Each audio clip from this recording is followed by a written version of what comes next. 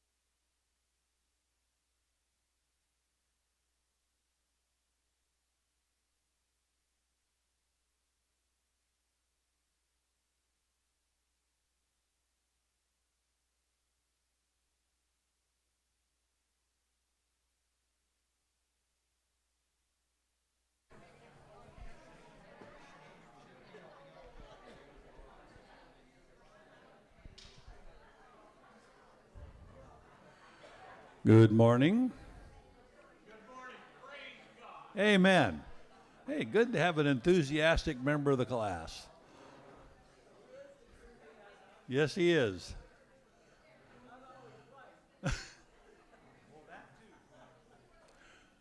Okay. Hope you're all doing well. So we have new rules today, since the old rules were not working out. So the new rules are that if you get the answer right, you can go over and get a bag and fill it up from anything that's there.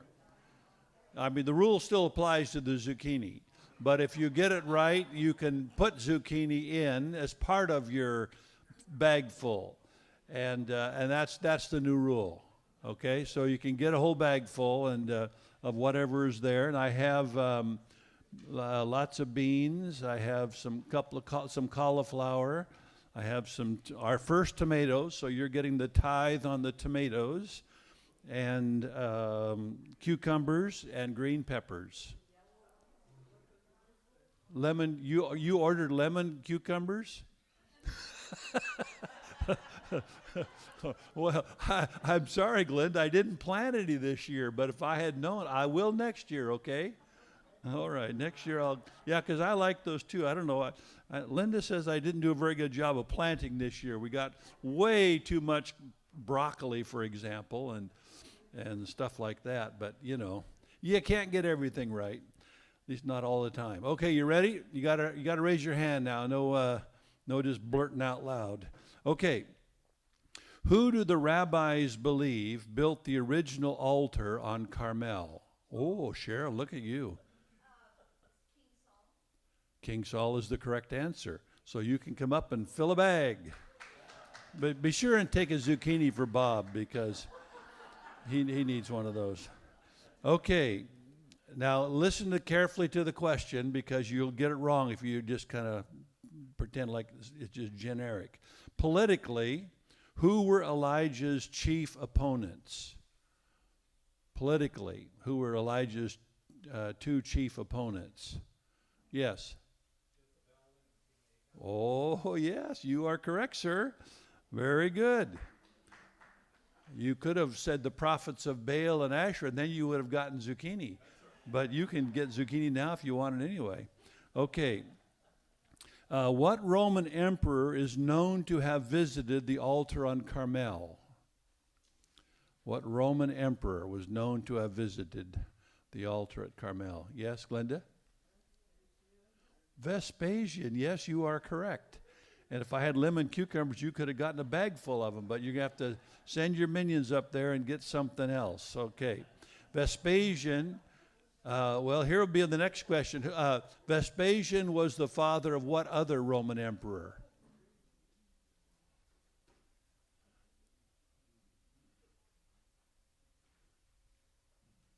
who conquered Jerusalem? Yes. Titus is the correct answer, sir. Very good. Come on up. Okay. At the dedication of Solomon's temple, what prayer did Solomon pray that pilgrims still respond to today? What prayer did he pray that pilgrims still respond to today? Yes.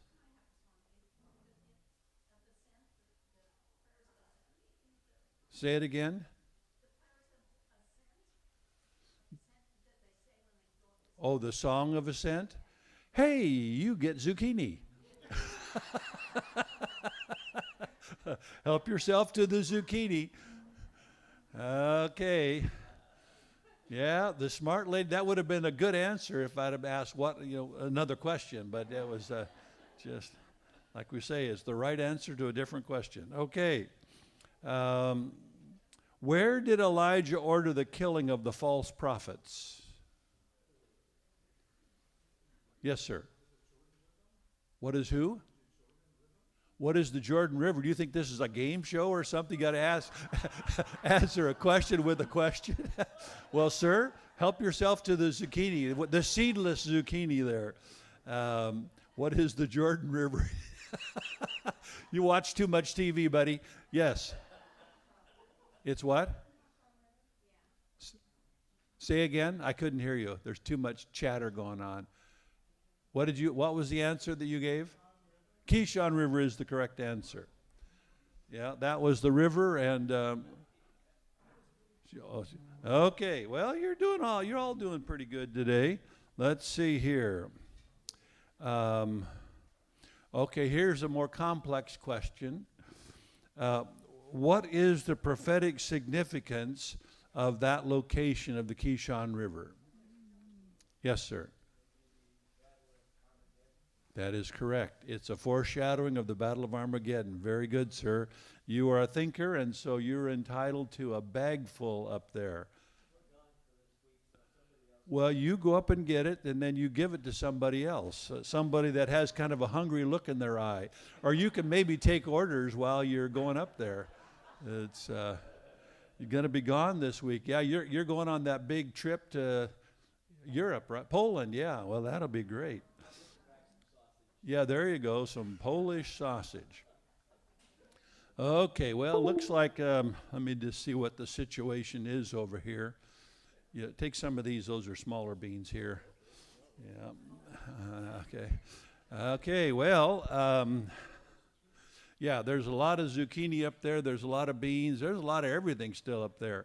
You know, I lost what my one of my outlets for selling to. So, well, at least they didn't want my stuff this week, and so I'm going to cut them off. But I have some, so I'm in the process of moving to somewhere else. But anyway, we got my stuff there. So getting rid of stuff is not as easy, and I haven't been able to find anybody who will buy zucchini. Well, I did sell to one market, but yeah, and I'm totally out of friends, and so you're all I got right here. So yes. Zucchini fritters? Well, somebody else maybe. You know, I believe there are thousands of ways to cook zucchini. You know, that sounds like a good way. Yeah, you bet. Making and fritter away your life. That's how you do it. Okay. Let's see here. Oops. Okay. So, I ran into a problem as I was preparing this. So I told Pastor Kyle that I would do, as I've described to you, we'll follow the itinerary of a typical tour, like what we've done before and like will happen, God willing, in April. And so then I got started. It's all good and well and good to get started. And now as I got to today's lesson, it would normally be Nazareth. And last week I asked you, had I told you the teaching on the comparison of, you know, Hazor with Deborah and Elijah and the second coming, and you all kind of had a blank look on your face.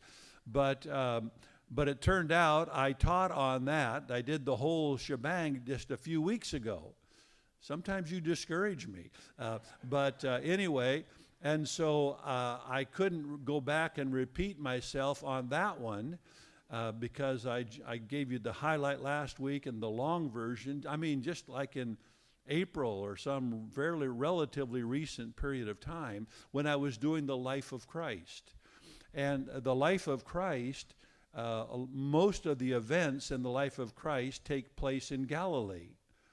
So, we did, Caesarea Philippi, we did Capernaum, we did the Golan. We did the Golan when we were doing, I think, Israel taking the land. So anyway, as it turns out, I recently, within the last year and a half, taught on most of the places that are in the north, in Galilee. And I don't want to be repeating myself because, when you're 75 years old and repeating yourself, they start looking at you a little funny. And they want to, start looking address for what homes would take you, And so I don't want to repeat myself too much. And so I'm going to, so that's my dilemma.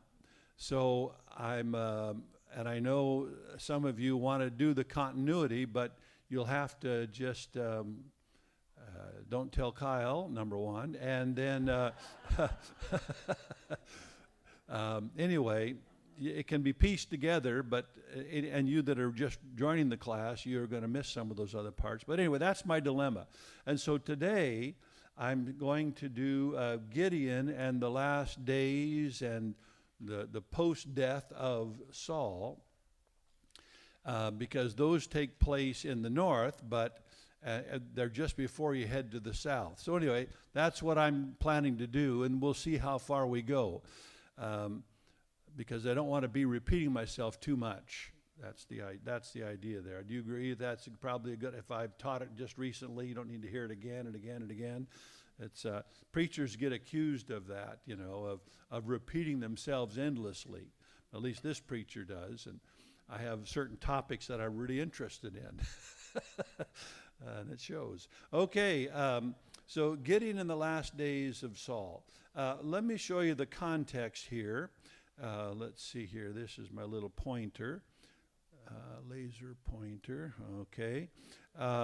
So it has the Kishon River here. So this is the Jezreel Valley looking east from Mount Carmel, as the sign says. Okay, and there's Nazareth, the overlook that we look over the valley here, and that's where I give my talk on Armageddon and the prophetic significance of Elijah and all of that. This little place right here that's labeled Ein Harod and Mount Gilboa. So the hills kind of wrap around like this. And so if you were, so when telling the story of Gideon, you would, the Midianites came in from over here in Jordan, which is over this way, and they came in through through the gap in the valley of the Jordan River, and then came up through Jezreel Valley all the way over to Haifa. And in the scripture it says, from Haifa they turned south and went as far as Gaza. So basically they were raiding the entire countryside of Israel, and coming in every year and just stealing their crops and all of that. So that's kind of the sight, the view of that. And today we're going to go and look at the spring of Gideon, where all of the stuff took place. Now, just to contemporize it a little bit, does anybody know the name of the military mission that Israel is exercising currently in going into Gaza? Do you know what it's called? Yes? Well, that would be a good one. But it's called Gideon's Chariots, which is interesting. The name Gideon, you can see a deliverer of Israel. I don't know where they got the chariots part, because that wasn't part of Gideon's deliverance. But anyway, you can go to this location it's called Ein Harod, but here I just labeled it as the spring of Gideon. And it is today a national park. So a lot of water stuff there. And it's so when I go there, I have the illustrating of. I always get a couple of people to illustrate drinking the water with the hands or lapping it up like a dog. And here I am teaching in this location, and in footnote is there why you really don't want to drink the water, because all these tourists come, and stick their feet in there hot, and then you're going to be the guy that shows up slightly downstream, going to drink this water, and it's some things just aren't worth it. So I could tell, I have the notes to tell a portion of the story of Gideon, but I also have a 20-minute video, and I don't like to show videos that long, but that's not going to prevent me from doing it today. So anyway, let's see here. Whoops, what happened there? Okay, here. So anyway, so this is a little video that on location there, telling the story of Gideon. It's just kind of just a narrative and nothing profound. This was done, I think, about 15 or 20 years ago. I don't know how long ago it was. So anyway, here's about 20 minutes worth. Oh, there's nothing up there, is there? Let's. Sorry about that. Let's see. Here we go.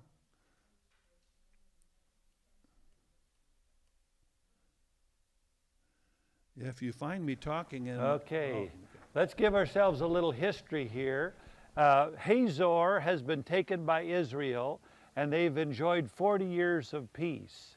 And then we come to Judges chapter 6, when it says, again, the Israelites did evil in the eyes of the Lord, and for 7 years he gave them into the hands of the Midianites.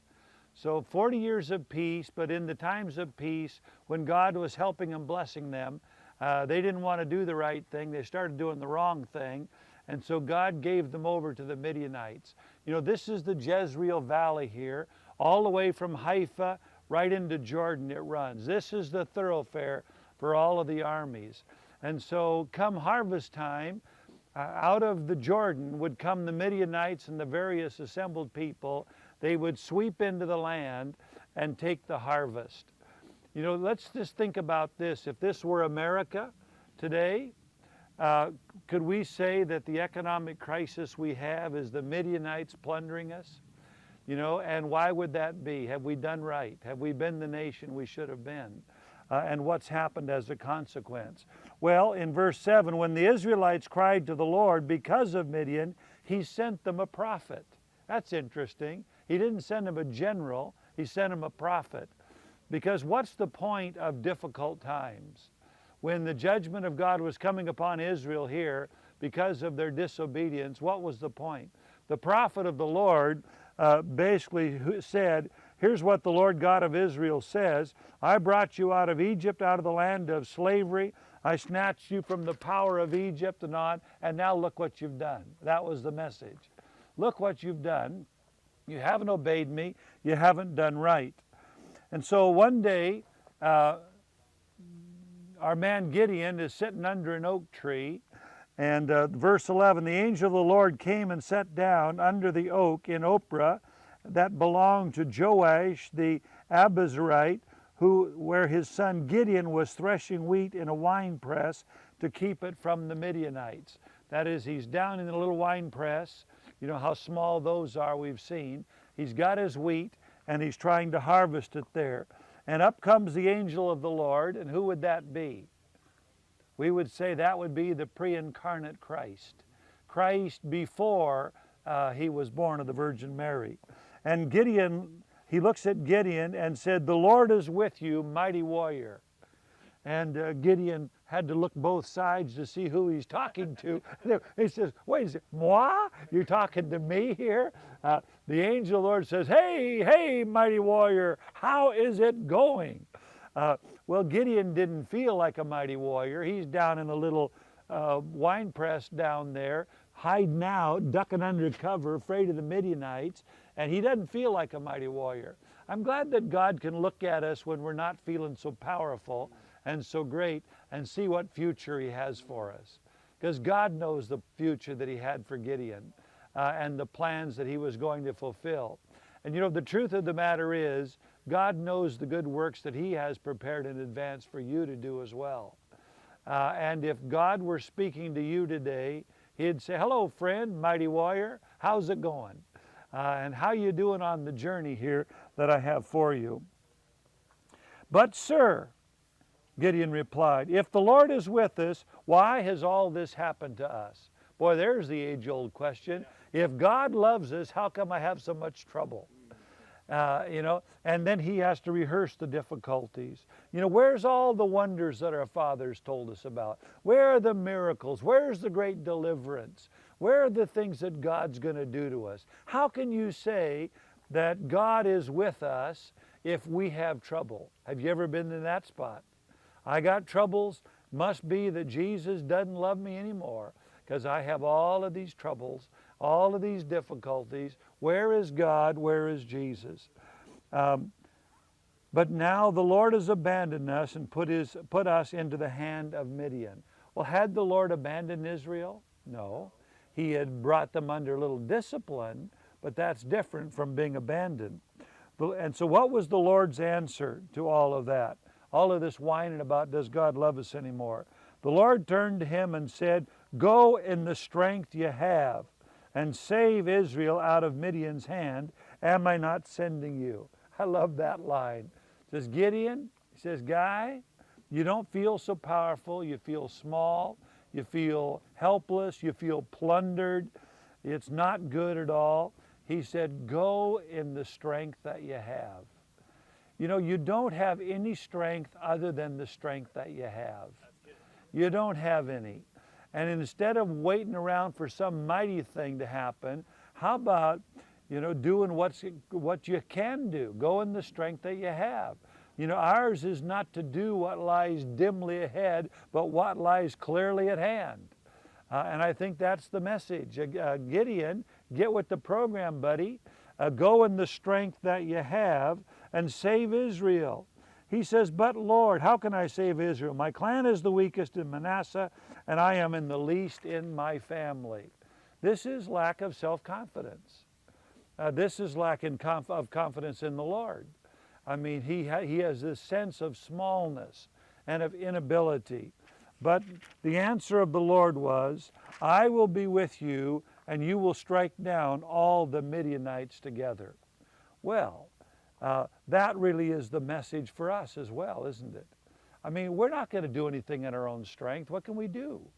But it's the strength of the Lord that's the key message there. And so Gideon goes through these various gyrations, basically bucking up his confidence a little bit. He has the common sense and courtesy to offer an offering to the angel of the Lord. And so he has a meal, prepares a meal of goat. How would you feel if your host came out with a goat, nicely prepared and all of that, brought some bread, put it in a basket, so did his very best. And there it was, the offering of goat and the bread there. And what did the angel of the Lord do? He brought out fire and just blasted. I mean, consumed the food that was offered. Nice. That's not one way to eat a meal. But I mean, he just fried the whole thing right there with fire and then went off. So I guess Gideon knew that the angel of the Lord had appeared, and that really was God. And if he had just told him to do something, I guess he should believe it. But of course, he has to have a fleece. Has the wool fleece. If it's wet here and not there, yes, it's you. If it's wet there and not there, I'll believe it's you. I mean, he needed a little reassurance. And, we're not big on fleeces, but the truth of the matter is God didn't seem to mind, and he accepted the weak faith of this man. But then he comes to Gideon, and he says, Gideon, here's what you're to do. Take the second bull from your father's herd. I don't know why the second. Take the second bull from your father's herd, the one 7-year-old, tear down your father's altar to Baal and cut down the Asherah pole beside it. Then build a proper kind of altar to the Lord your God on the top of this height. His dad had an altar to Baal. And he had an Asherah pole, like a totem pole. He had adopted all the gods that were part of the environment that he'd grown up in. And here is Gideon growing up, having to deal with his dad who has got an altar to Baal. And God says, cut that thing, cut down that totem pole and take it and use it as the foundation of the altar for the stone that, or for the altar that would be proper. Using the wood of the Asherah pole that was cut down, offer the second bull as a burnt offering. So at night, Gideon gets 10 of his servants, and he goes and tears down the altar, cuts down the Asherah pole, and sacrifices the bull upon it. Why did he do it at night? Because if he did it in the daytime, there'd be a riot. I mean, this was not going to be a popular move. So he offers the bull upon the altar. Everybody gets up in the morning. The altar's ruined. The Asherah pole is down under the pile, and there's this dead bull laying there upon the altar. Well, when they got up, they were very disconcerted. They called for Joash and say, bring your son out, we're going to kill him. Because what he did was terrible, tearing down the altar of Baal. You see, if God's going to deliver this people, they got to get a few things straight. And the number one thing straight is that God is God and Baal is not. Asherah is not to be worshipped in this place. And you want deliverance, then let's get down to where the right business is. It's not the gods of your ancestors or the gods of this land that are going to deliver you. It's the Lord God Almighty. And so at night he goes and tears it down. The townspeople come. They want to have Gideon brought out and killed. And for once, Gideon's dad gets a little spine in him. And he says, guys, what are you going to do? You're going to do Baal's work? Oh, what's the matter with Baal? Can't he take care of his own business? Can't he defend himself? His altar just got torn to pieces. Where's Baal? Let him come. Don't be coming up here doing Baal's work. Let him do his own work. That was basically the message that they gave to him. So they named him, they give him a different name. Let's see, what is it? Jerubbaal. They said, your name's not going to be Gideon anymore. It's going to be Jerubbaal, which means let Baal contend with him. In other words, so he has the name. Okay, let Baal deal with this guy, Gideon. If Baal is the God, then he can deal with Gideon himself. Well, anyway, to shorten the story here, Gideon gets the word of the Lord that he is to take care of these Midianites, and they're like a flood of locusts on that valley out there. You saw the beautiful farmland that we drove through. They're like a flood of locusts out there, taking the harvest and all, robbing the people, all of that. And so Gideon takes the armor of the horn of the Lord, and he goes around about gathering up a huge army, because he is going to deliver Israel by the power of God. 30,000 people show up. I mean, so they were sick of it. There's no doubt about it. They were sick of these Midianites, and now they've got a leader, and they're going to go after them. God looks down at that herd of people down there. He says, Gideon, we got too many people here. There's too many folks. Anybody that wants to go home, tell them they can. And so lots of them, too many men. In chapter 7, verse 2, the Lord said to Gideon, you have too many men for me to deliver Midian into their hands. So in order that Israel may not boast against me, that her own strength has saved her, announce now to the people, anyone who trembles with fear may turn back and leave Mount Gilead, this area. Anybody wants to go home, and a lot of guys have been looking out there in the valley, seeing how full it was of people. Says, you know, okay, we're out of here. So 22,000 of them head out over the hill. That's the way it always is, scaredy cats. So they leave. Now there's 10,000 left. And the Lord looks down and says, Gideon, we still got a problem here. We got too many people. I don't need this many people. So he brings them down here to the stream, says, here's the deal. This spring, take them down there, and then you watch how they drink. So Matt, how are you going to drink that water?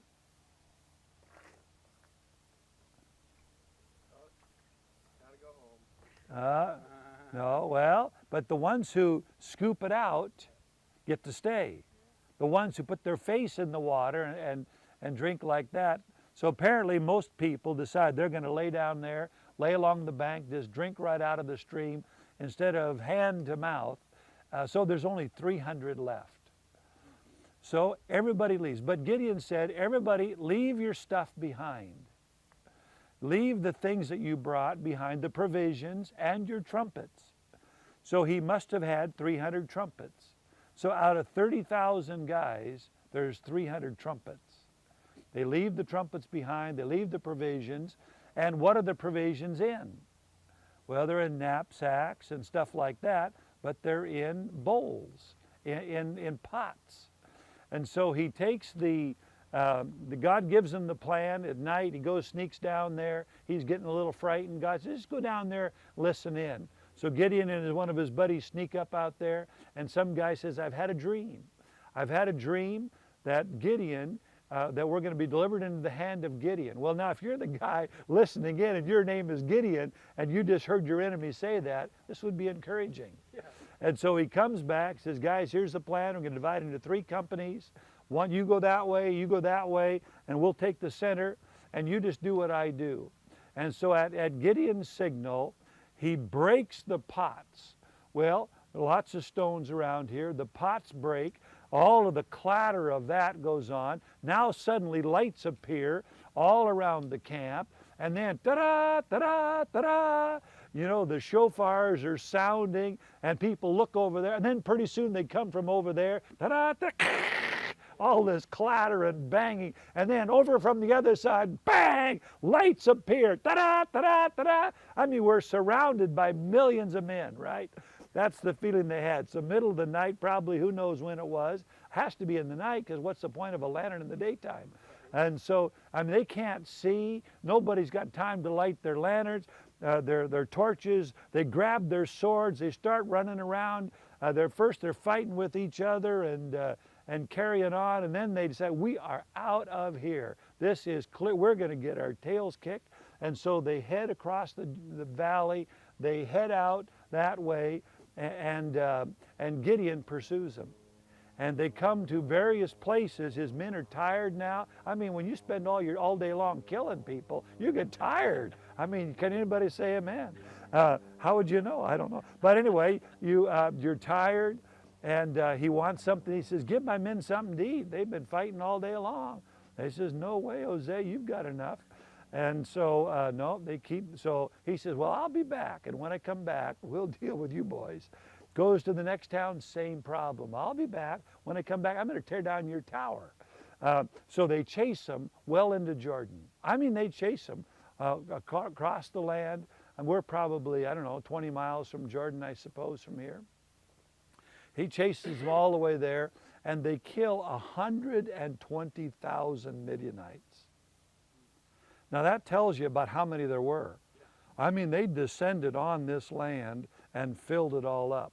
But, you know, this is the spot right here where God began to narrow it down. God doesn't need a lot of people. And you know what? We're not a lot of people here. But we're enough. We're enough to do what God wants us to do.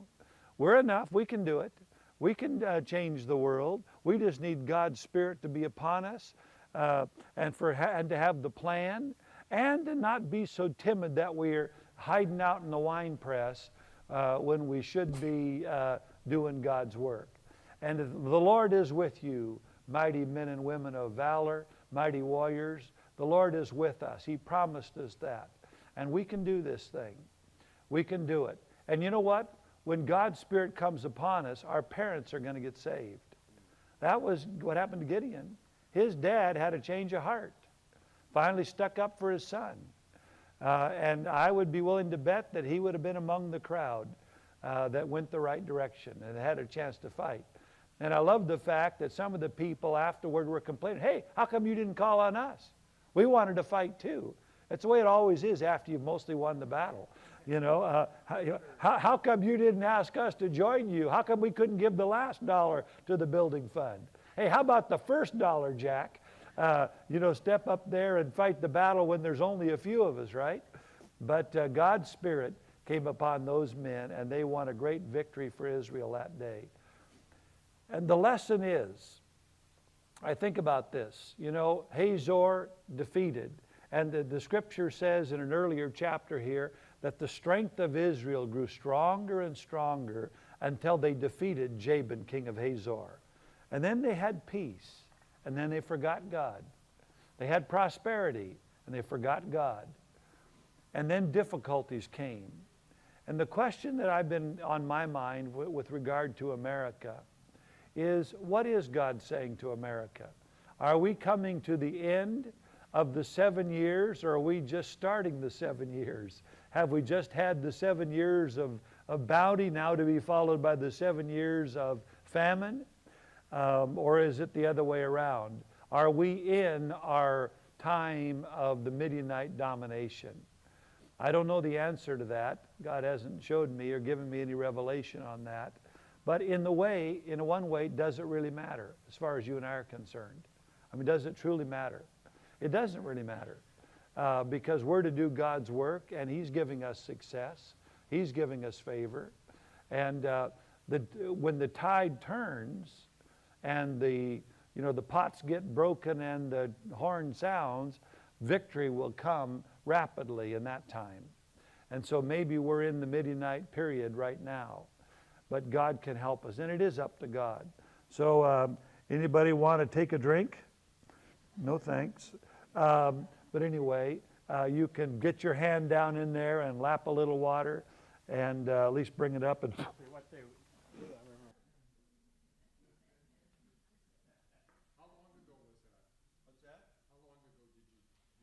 that was about 2008. Yeah, it's been. I was just trying to think as the reference to, the judgment or the economy kind of in a bad spot. I'm thinking that was somewhere around 2008, but I could be wrong. Okay, so that's Gideon. Anybody want to comment or question about Gideon before we move on? So when you're leaving Galilee, the next to the last stop is Ein Harod. It's on the edge of the Jezreel Valley, and the next stop after that is just a few miles away at Bethshan. That's where the bodies of Saul and Jonathan were hung on the city wall. And so I'm going to go there next to Bethshan. Let's see here.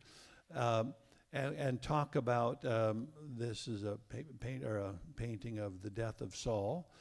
But just to show again the sites that we're talking about here. Let's see here. Well, this is the battle that Saul has with the Philistines, and you're looking over the Jezreel Valley. Going to the right is where we're going to go next. That's where Bethshan is. This one here gives you a better sense of it. Whoops, back up a little bit here. So here is the spring of Herod. That's what it's called there, Ein Harod, but I've been calling it the spring of Gideon. But that's right here at the foot of this mountain. See, this is Mount Gilboa. See that there?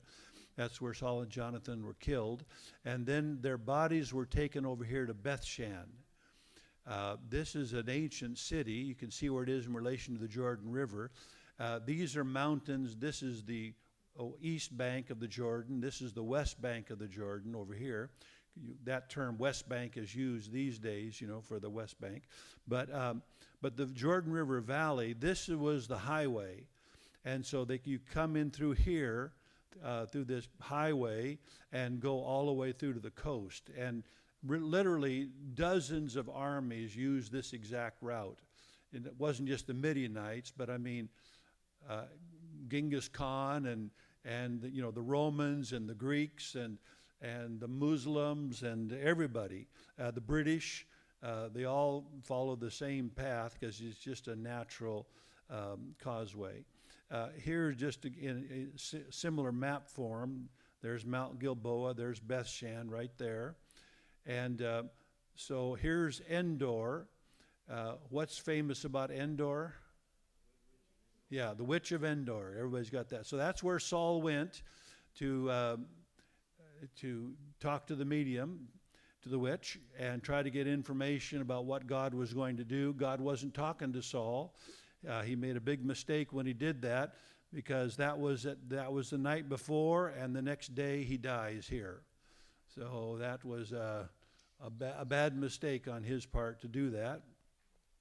But anyway, they get defeated in the battle, and then they start running, and the Israelis come up into here, into Mount Gilboa, and it's just, constant fight. These are rolling battles, right? By the way, just back to when Gideon was fighting, they start out in this area here, and they flee. The Midianites flee over to here because that's where they came from. The Midianites would be essentially Saudi Arabians and Jordanians, if we were using today's people. That's who the Midianites were. And they flee to here, and Gideon chases them. This is like 20 miles. It's quite a ways, but it's an all-day fight as they go to defeat them. But so now I want to talk about Saul and his last days in particular. So he fights with the Philistines. They are defeated. He and his sons all three of his sons are killed, three of his sons, and they all die on Mount Gilboa. Let's just read the scripture. Now the Philistines fought against Israel. The Israelites fled before them, and many fell slain on Mount Gilboa. The Philistines pressed hard after Saul and his sons, and they killed his sons Jonathan, Abinadab, or Wabadubadaba, and Malchishua. The fighting grew fierce around Saul, and when the archers overtook him, they wounded him critically. Saul said to his armor-bearer, "Draw your sword and run me through, or these uncircumcised fellows will come and run me through and abuse me." But his armor-bearer was terrified and would not do it. So Saul took his own sword and fell on it. When the armor-bearer saw that Saul was dead, he too fell on his sword and died with him. So Saul and his 3 sons and his armor-bearer and all his men died together that same day. When the Israelites along the valley and those across the Jordan saw that the Israelite army had fled and that Saul and his sons had died, they abandoned their towns and fled. And the Philistines came and occupied them. The next day, when the Philistines came to strip the dead, they found Saul and his 3 sons fallen on Mount Gilboa. They cut off his head and stripped off his armor. And they sent messengers throughout the land of the Philistines to proclaim the news in the temple of their idols and among their people. They put his armor in the temple of the Asherahs and fastened his body to the wall of Bethshan. So the story of Gideon is maybe 300 years, anywhere between 200 and 400 years, let's say, prior to King Saul. So a fair bit of time has passed. But it's interesting that Gideon cuts down the Asherah pole, and here the Philistines take the armor and some of the rewards of their battle and put it in the temple of Asherah. So same idols, same battle, only it's 250, 300 years later, and now the Philistines are on the ascendancy. They are winning and defeated Saul, and they took over these cities, including this city here, Bethshan, which is kind of the last one we visit before we go down the Jordan River Valley. When you look at the city, you have the Greek and Roman city, because this lasted for a very long. It's an old city, lasted a long time. So, and in that brown mound in the background, that was the city of Bethshan when Saul was there, when his body was hung on it. This is another picture of it, and you can see that they built. And this is called a tell, and a good part of it might be an artificial tell, because up here you can see right there they've excavated some of the city walls. So whether it was a natural mountain or partly built or partly created after just by blowing dirt, and who knows, but along the top where the walls were, which have now been somewhat excavated, that was the city where Saul's body and Jonathan was hung. This is the main street of the Roman city, or the Byzantine city, and the ancient tell there is in the background. If you go up there, you can see that over on the side here there's some steps, so you can walk up there, and when you're up on top looking down, this is the Greek and Roman city. This would be mostly Roman remains, what you'd have there. From on also looking the other direction, you can see the Jordan River Valley. So the Jordan flows right through here. These are the hills of Jabesh Gilead in the Jordanian side of the. So this is the east bank over here, and so this is the Jordan River Valley. You can see it's quite extensive. So when they fought the Philistines, Gideon, they went all the way into the hills over here. So I mean, and they're walking. They're not riding. They're walking or running or whatever. So I mean, you can guess they were tired and hungry by the time that was over.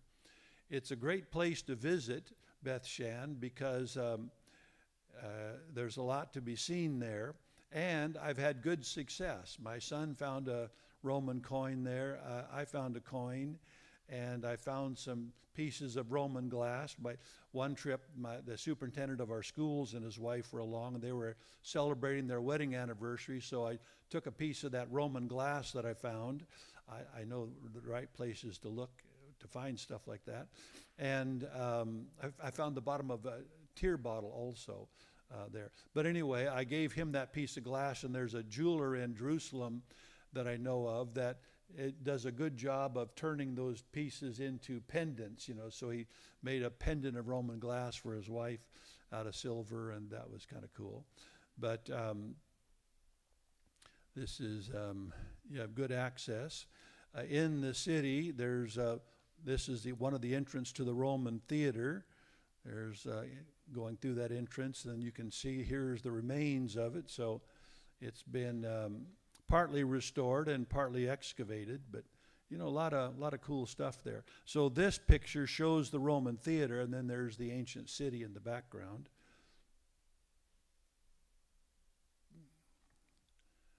Another picture there. Here I think you can see a little better some of the fortifications that were up on top back in the day. There's a Roman bath there. So they had these elevated floors, so that to have heated baths, basically. They built fires, and the fire would and smoke would go underneath the floor, and on top of these little pedestals would be a stone floor. And so it's basically, how you have heated floors, heated concrete floors, same thing, only they didn't use electricity, they used fire and heated up the floors, and put water on them so you get your steam room. And so these baths, they had this was the caldarium. They had also the frigidarium, and which that's the cold water, right? And I forget what they called there's one that's tepid. I don't know if it's tepidarium or something, but anyway, you have hot, warm, and cold water, because sometimes you want to warm up and sometimes you want to cool off. And so all of that could be accomplished. But here's some mosaic that's outside of that bathhouse from the Roman city. Here's more of it. Here's a little chapel kind of out in back. I mean, little, by little, I mean little, like the size of 2 tables here, that kind of little. And but right behind that there's a wall that's been exposed in the excavation, and so the remains of the wall are still there. That's where I like to go. That's where the good stuff is, where you can find things. And the city itself was destroyed finally in 749 with this giant earthquake that just wiped everything out. So here they've just left the columns down and to show it. But it continued to be occupied even after that, but never to the same extent that it was before. I have to take pictures of toilets, and so there's the ancient toilet, row. Typical Romans, they literally published books on how to build bathrooms. I mean, there was a 10-volume set for contractors, basically building of how to build a proper Roman bath, and so they're the same all over the world, all over the Roman world. The bathrooms are all the same, and this is a public one. Obviously, nobody has that many stalls in their house, but so the public baths, of course, they often in many of the cities are built right next to the baths, and that's so the same water, drinking water, bath water, toilet water. That's how that goes. And so anyway, yeah, and don't get the order reversed because it wouldn't be good. Okay, so this is the site that you visit, and it has lots of significance, but primarily for our purposes today, it is as it relates to King Saul, because he dies right nearby, and his body, along with Jonathan, is hung on the wall of this ancient city. Let's see, I already read you the part about that.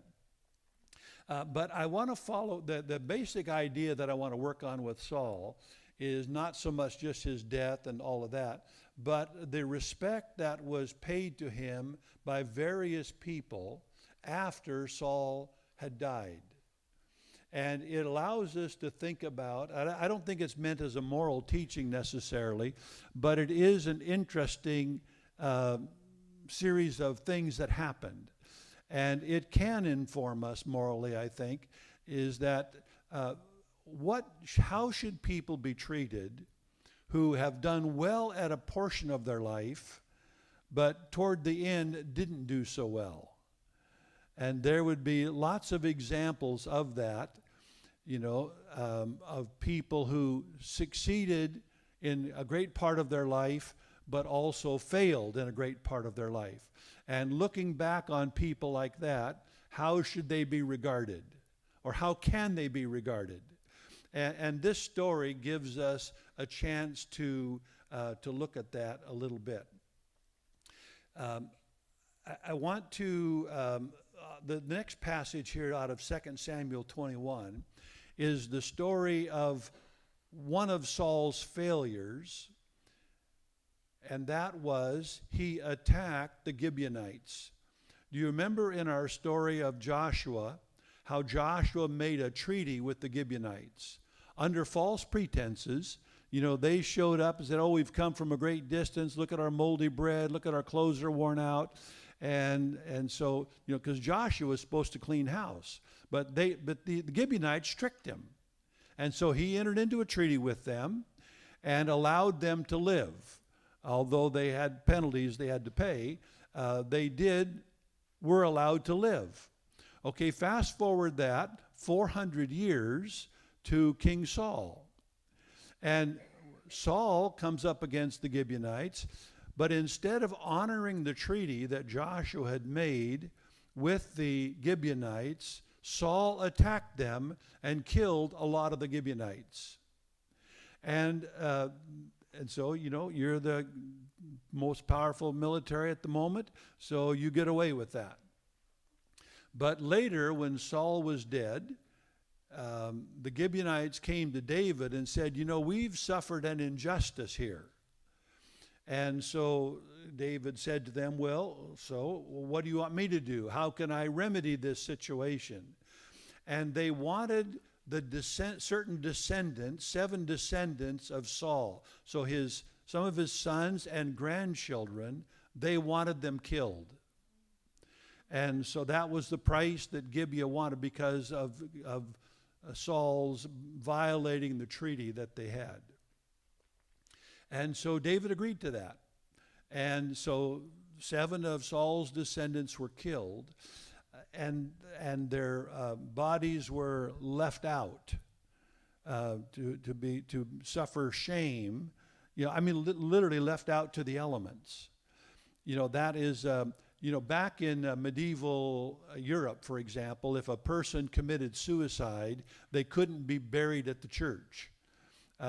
Their bodies were actually left at a crossroads, and people would see them, and you want to be treated respectfully when you die. And so that's how they addressed that. Is pretty barbaric, but this story is pretty barbaric when you think about it. But here's how 2 Samuel describes some of this. Rizpah, daughter of Aiah, took sackcloth and spread it out for herself on a rock. From the beginning of the harvest till the rain poured down from the heavens and on the bodies, she did not let the birds of the air touch them by day, or the wild animals by night. So this lady, Rizpah, sits out by those bodies for months. So if you're talking the harvest, you could be talking like June, and the rain doesn't come until roughly the 15th of November. So from June till November, she sits out there and is protecting these bodies. Because, I mean, they're her sons, right? And grandchildren. When David was told what Aiah's daughter Rizpah, Saul's concubine, had done, he went and took the bones of Saul and his son Jonathan from the citizens of Jabesh Gilead. They had taken them secretly from the public square at Bethshan, where the Philistines had hung them after they struck Saul down on Gilboa. David brought the bones of Saul and his son Jonathan from there, and the bones of those who had been killed and exposed were gathered up. They buried the bones of Saul and his son Jonathan in the tomb of Saul's father, Kish, at Zelah in Benjamin, and did everything the king commanded. After that, God answered prayer in behalf of the land. So, I mean, it's an interesting story at a lot of different levels. I mean, there's a lot of human elements to this story.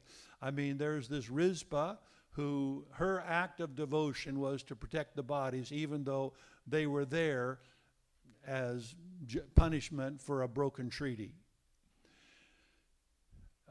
You can think about that. I remember a state legislator, they were wrestling with the issue of what to do with the Indians and some of the treaties that had been made with regard to fish. And so he asked me what was the Christian thing to do in that regard, with regard to the treaty that we have with the state of, that the United States made with the Indians. And so I discussed with him the idea of how land is acquired according to the Western tradition. And that is, you acquire land by occupying it. Because you think about America, the whole land, who owned America, 1,000 years ago? Who owned it? Well, they didn't have ownership ideas, and so you acquire access to the land by use of the land. That was the theory of, who's the guy that, life, liberty, and property? I can't remember, suddenly is, huh? John Locke, who said that? There you go, good man, the political guy back there. You have a degree in political science, right? Or, yep, see, there you go, John Locke. That was his idea. You acquire land by usage. But I also, in my discussion with that, said you do have to honor treaties. They were treaties that were made. You didn't make them, but somebody made them, and the United States made them, and you have to honor that. You can't just say, well, we're not going to do that now. But I also said the land that was theirs is the land that they used, and not necessarily all the land that exists, because that wouldn't be a correct assessment of ownership in the American context. But so the question here in the scripture was, was Saul obligated to the Treaty of Gibeons? And the answer is yes. He was obligated to that, even though it was 400 years before his time. You make a deal, the deal stands, no matter how long it takes. And so he paid the price. But you have this woman who, his concubine, who some of her kids were sacrificed for what Saul had done. And so is she, where is she in this story? You know, well, she's just a mother, right? And so she can't stop the punishment, but she can do what she can to make sure that they're treated with dignity. David hears about this, and he said, wow, that's impressive. And so he said, let's take care of this. And so he goes to Jabesh Gilead. We'll come to that story here in a moment. And recovers the bodies, the remains, because they had been burned, of Saul and Jonathan from under the tamarisk tree, and goes and gathers up the bones and remains of those that Mizpah was looking over, those 7 people, and takes them all, and they're all properly buried. And God gives approval to this, because when that was taken care of, he said God began to answer the prayers that had been prayed. So, you know, there are consequences to doing wrong, and there are consequences to remedying the wrong that has been done. And those all take place. Now, again, I'm not putting this forward as a moral mandate, but it is interesting how it happens, and you can learn from it. And if nothing else, you can say, okay, that's interesting. And as you think about your circumstances, maybe you can draw some conclusions from that of how you ought to treat people. You know, in this case, we're discussing Saul, who was bad. Well, first of all, he was good. Remember last week we talked about him building the altar on Carmel. So, and there was lots of good. He did a lot of good in defeating many of the Israelites' enemies, although he lost to the Philistines here toward the end, but still he had a lot of success against the Philistines in other places, and God used him to that end. But he does poorly at the end. I put in the notes here that I think of President Trump and King Saul. There are some similarities in various ways. I noticed that most of the people who criticize Trump today do so because of early behavior in his life. You know, there was a lot of bad behavior in his life. You know, his relationship with women was not exemplary. I mean, there's just a lot of things about his early life that was not good. And yet, he has been used and is being used today to, in my opinion at least, a lot of benefits that are coming to America. And so how should he be regarded? I have a number of friends who are quite liberal and left-wing, and they hate Trump, you know. But most of the time the stuff they talk about is stuff that happened a long time ago. And I mean, they'll still criticize current stuff too, but it seems to be predicated on earlier things. Well, how much regard should you have for things that happened a long time ago? You know, in Saul's case, well, you know, Shakespeare's line, the evil men do live after them, but the good is often interred with their bones. That's, Shakespeare's at his funeral. So do you highlight the good or do you highlight the evil? And in the case of Saul, his evil is somewhat overlooked or not made to make the governing idea, and the good that he did was the basis for treating his bones respectfully. So let's read that part of the story. Nahash the Ammonite went up and besieged Jabesh Gilead, and all the men of Jabesh said to him, "Make a treaty with us, and we will be subject to you."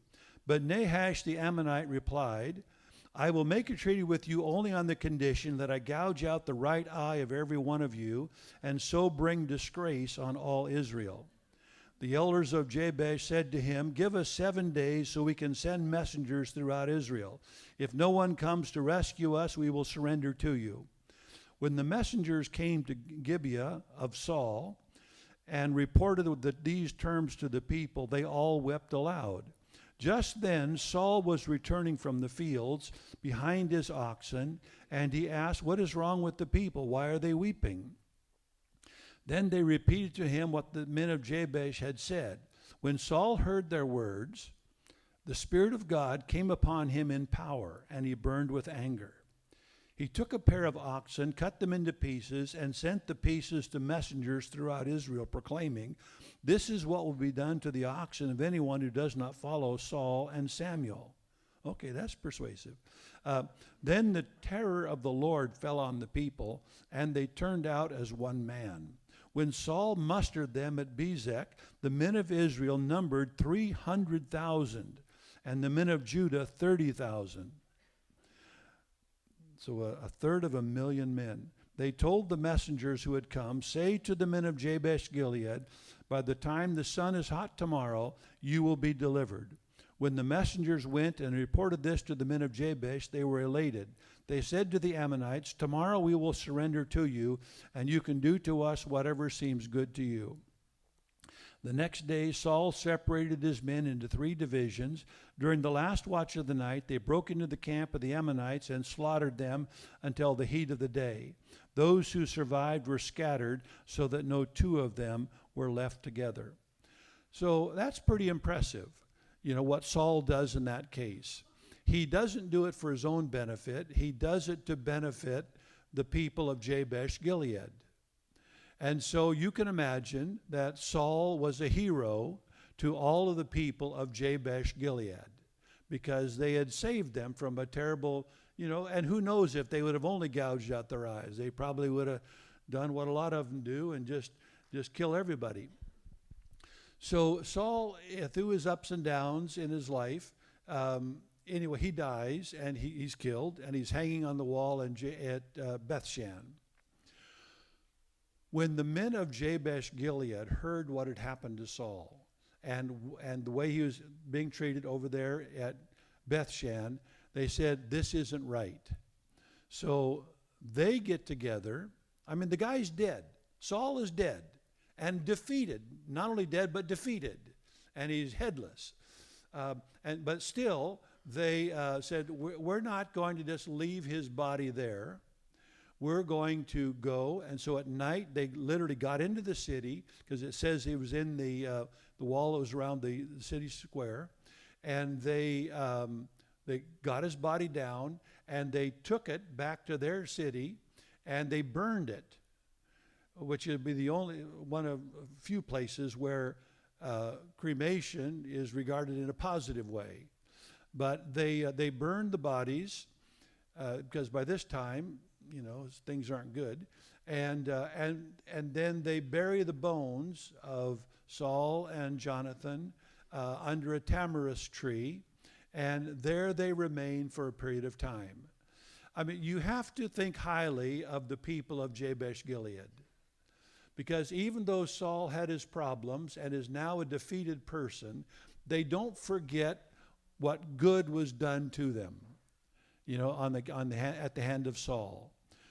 Because Saul was acting, well, it says the Spirit of the Lord came upon him in power, and he was fired up.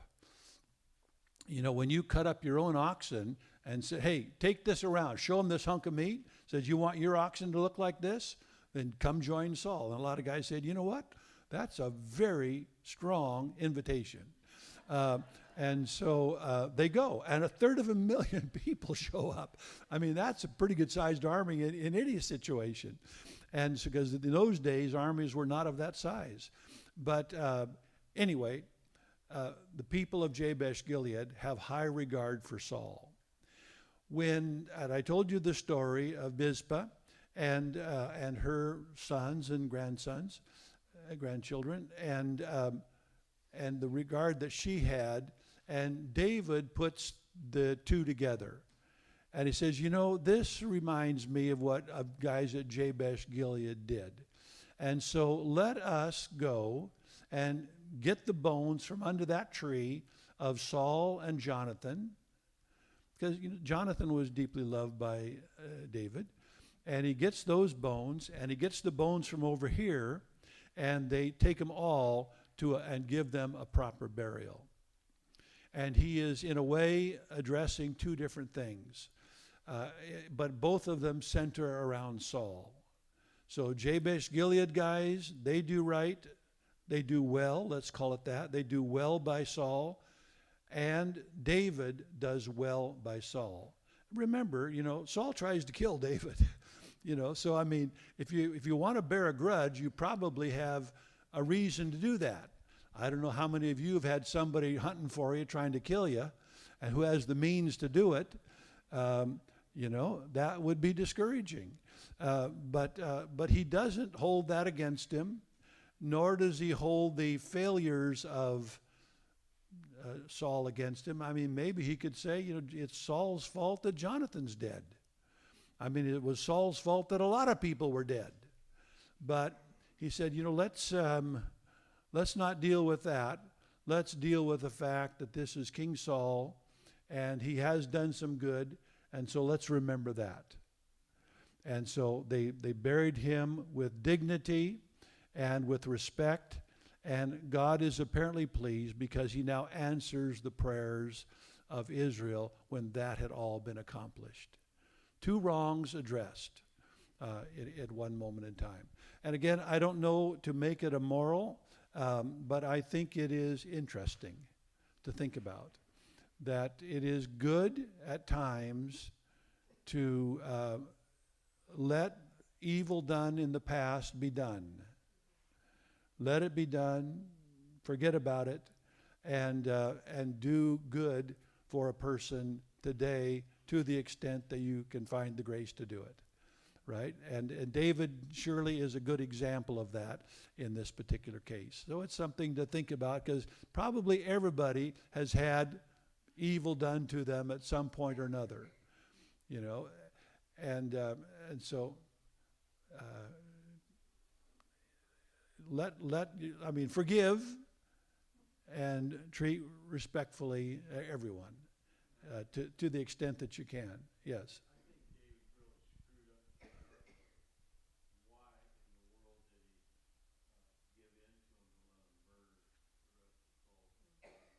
Well, David wasn't in charge of that. Yeah, but David wasn't the one who did it. Saul was the one who did it. So David didn't have control of the situation at that point in time. Well, he had no power to stop it. He wasn't the king.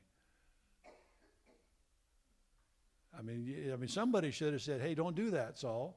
But he was, So it wasn't David's deal; it was Saul's deal. Anybody else with a comment or a question? Yes, sir. Yeah.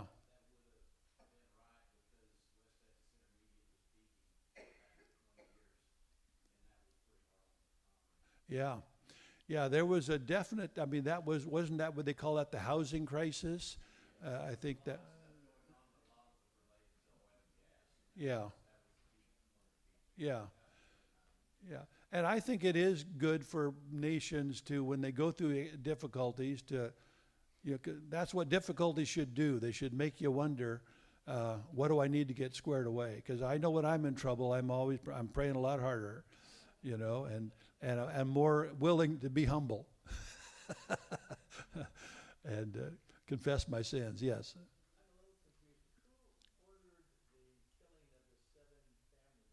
Well, David provided for that because that was what Gibeah wanted in settlement against Saul for what he had done to them. So David was king at that point in time, and so he said, well, that's what you're asking for, and he did grant that. So that was the negotiation.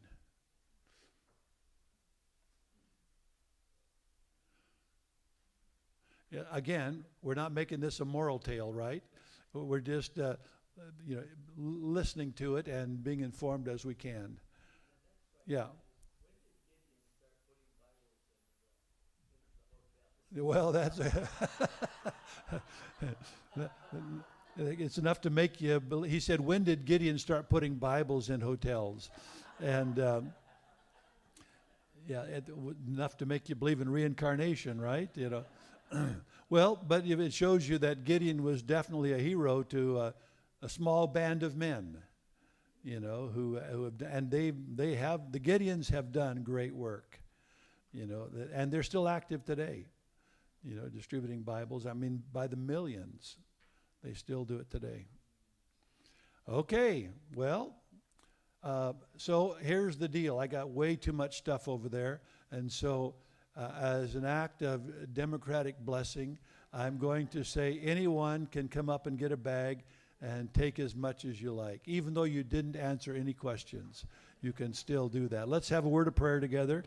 Father God, may your blessing be upon your people. Strengthen us for the tasks that we have, and give us grace, Lord, to deal with situations in our life and past, so that we are gracious and forgiving people, and do the best that we can with the situations that we have. Now, Lord, as we go our separate ways, I pray that the peace of God that passes all understanding will rest and abide with us all, both now and forevermore. Amen.